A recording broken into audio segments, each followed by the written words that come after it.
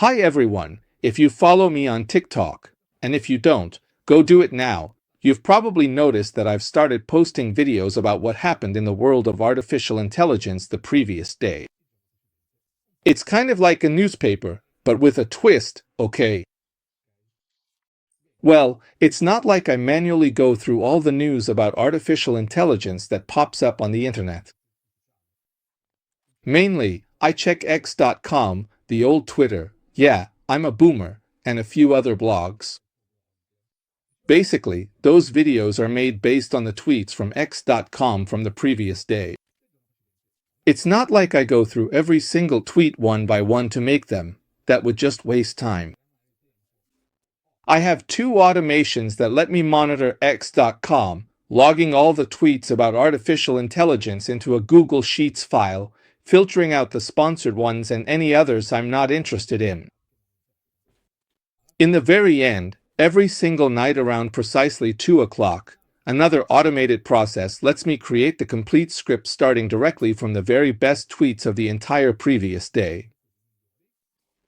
Once the script for Google, for TikTok, is done, I send it to ElevenLabs, which generates the MP3 for me, and then, using a HeyGen API, I upload the MP3 directly to the HeyGen library. Now you might ask me, why don't you just create the video directly with HeyGen? The APIs are available. Yeah, it's just that it costs me €1 per minute. Making a video with HeyGen is more expensive than with Google VO3.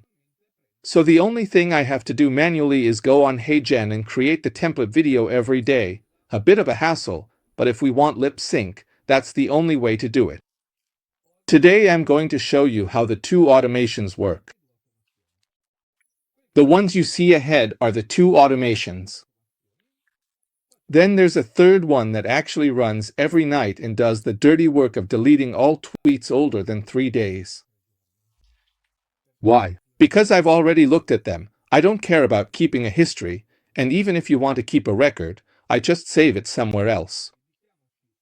So let's focus on the first automation, which is the main workflow. Very simple.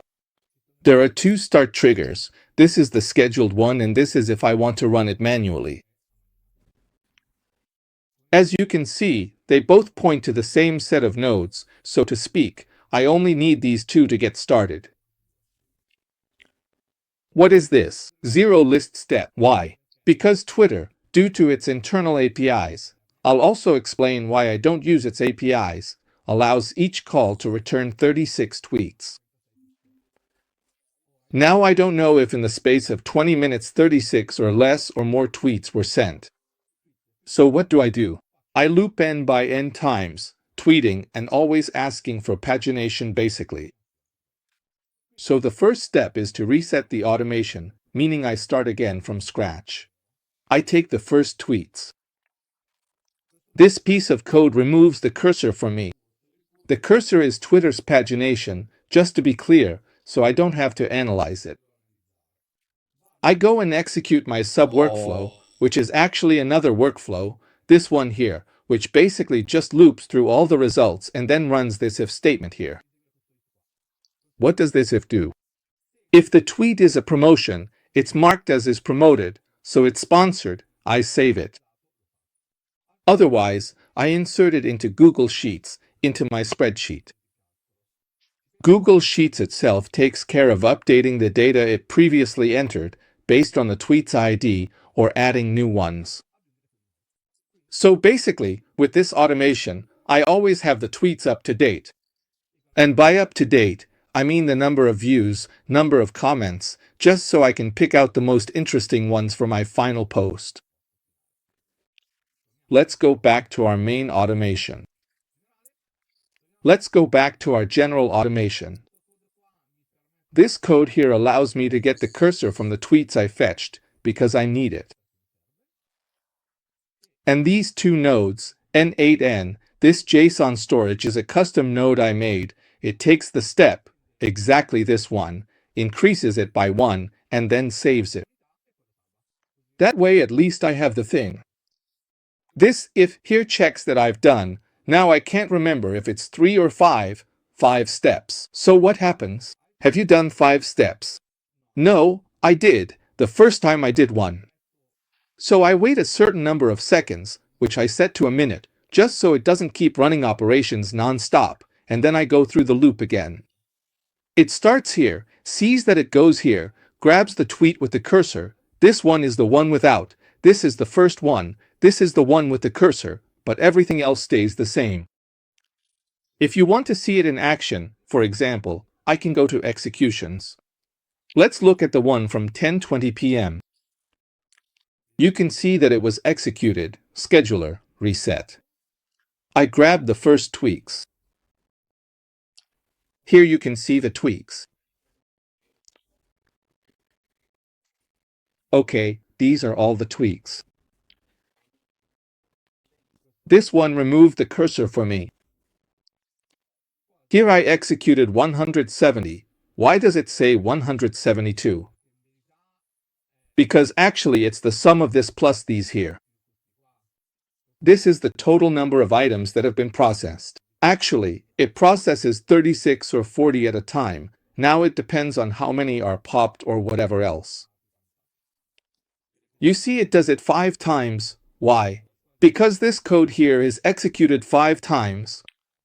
And in the end, for 4 times it runs the loop, and for 1 time it goes into no operation, so I'm done. Now I'll show you the spreadsheet. Here it is. I had already sorted them, as you can see, from the 25th. Today is the 28th, so 25th, 26th, 27th, that's 3 days behind. It hasn't updated yet because it updates around midnight.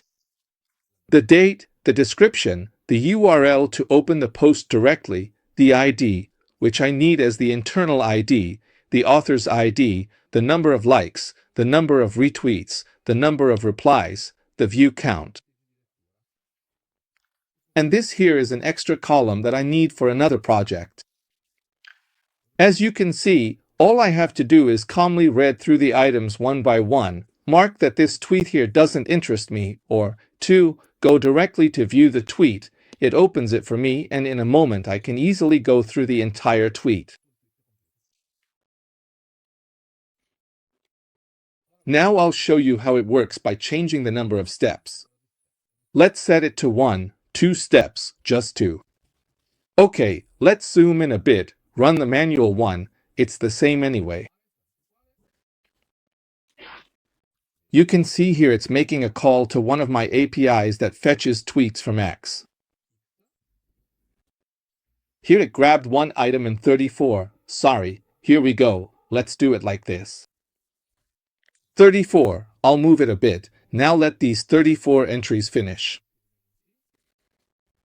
They're not super fast because for each item you have to fetch it, save some parts, store it on Google Sheets and so on. Google Sheets also has its own usage limits. For example, if I remember correctly, it allows 300 queries. I can do 300 inserts per second, actually, per minute, sorry. So, and you see here it says 34.1, it saved the step, it moved forward, here it's, this elif says JSON value, which is the parseint that was 0, is it less than 2? Yes. So it wants 1. Here it's waiting 20 seconds, now I'll go over here so we can see it start here. Here it is, I made the call, it's making the call and coming back. 70 items, why? Because there are 35 of this, 35 of that, it went through. Obviously, the code only processes 35. You see, 1 of 2 is the first execution, 2 of 2, 3 are the other 35. Here the same thing is happening, and here we'll see that it won't get to do 2 items of true because right now it's at 1 as a step. Here it will set 2 and say, is 2 less than 2? No, so it says here. And there you have it. You didn't see it, but we processed all of them and here it got to the point of saying, did I do 2 steps? Yes, so no operation. As you can see, automations also help reduce our workload. Before, we had to look at X ourselves, go through each post one by one. This way, we already filter out half of the promotional ones we don't want, and actually, in the second workflow, which would be this one, I could even have them go through, put them into an artificial intelligence that checks whether the post is really about artificial intelligence. For example, earlier I saw one. If I go back to the beginning, the one I deleted, which is this one here, and now I'll put it back in a decent color, it doesn't tell me anything. It's also useful for this. It doesn't tell me anything. I don't want to waste time.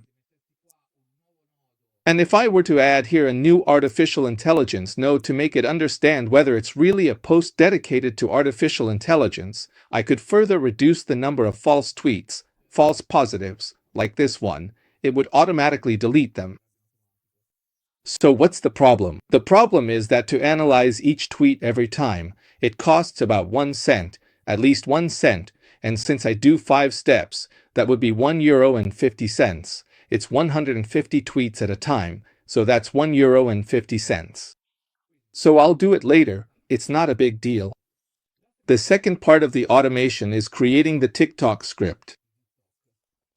At 2:30, exactly, at 2:30 it happens automatically. All the rows from the spreadsheet are taken. This is also why I reduce them every day to just the last 3 days, to keep a history.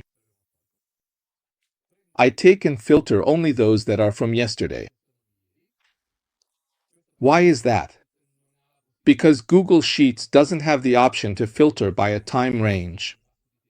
The search inside the Google Sheets node in n8n is for an exact value, meaning I can take those that have a specific ID, not an ID that goes from one number to another, plus it prints the date for me. So I take them all, filter them with code 3, and pass them to the artificial intelligence. If you're an expert creator, the text you received as input needs to be turned into a script for making an informative TikTok video about what happened the day before, blah blah blah, today's date, what I need, how it should start, how it should end. For the text you give back to me, don't use /n, but actually start a new line. Why is that? Because otherwise it writes me a text with /n, and then ElevenLabs here turns the /n into a spoken /n. What does this code 4 do? It lets me get the date back in written format, with the month and year spelled out. So, for example, 28 July and not 07, 2025. Why do I need this? Because, as we'll see later, I automatically upload what gets created for me in audio by ElevenLabs. Anyway, let's get back to us. Code 4, 2 options. The first is, I save the TikTok script I just created in a Google Doc, so I have a record of it. Let's take a look, for example, at yesterday's Google Doc, which is this one. Hola a todos. Here are the AI news for July 28, 2025. Yesterday, artificial intelligence made the passion of the giant and anything else. This way, I also have a record of what has been created. So, what do I do next? Let's get back to our automation. The second branch is, I always take what the artificial intelligence has created, I send it to ElevenLabs through the API, and have it generated for me. Then, with one of HeyGen's APIs, which is finally free, at least that one, I take and upload the file to HeyGen.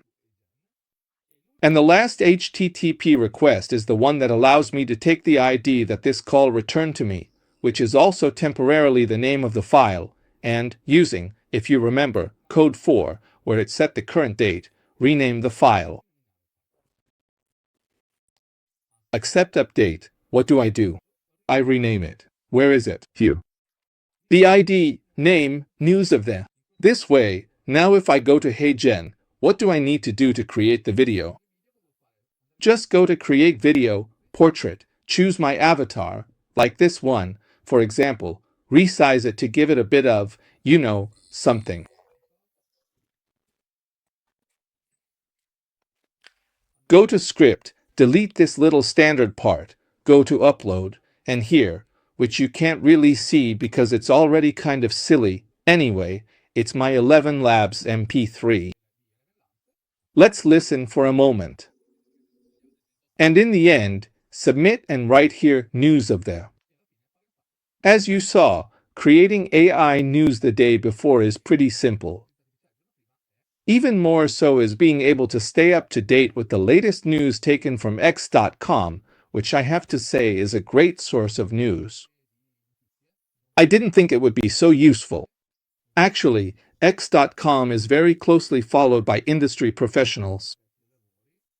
And in the end, having both the version I can watch here and the x.com version.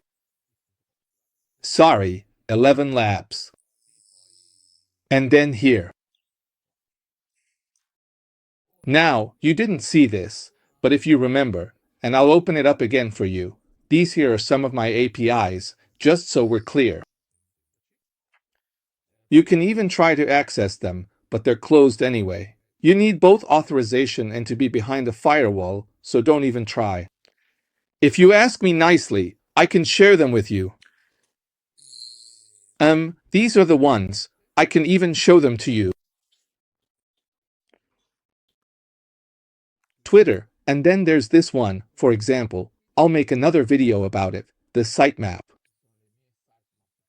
These are my sitemaps that get scanned every hour to check for anything new, the RSS feeds, and I'm creating more, just so you know, and then there's the web scraper, the news API, and others as well.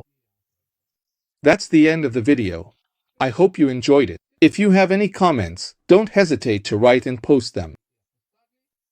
I'll be happy to reply to you as soon as possible. Share this video with friends and foes alike. Subscribe to my channel here on YouTube and follow me on TikTok and Olatotos.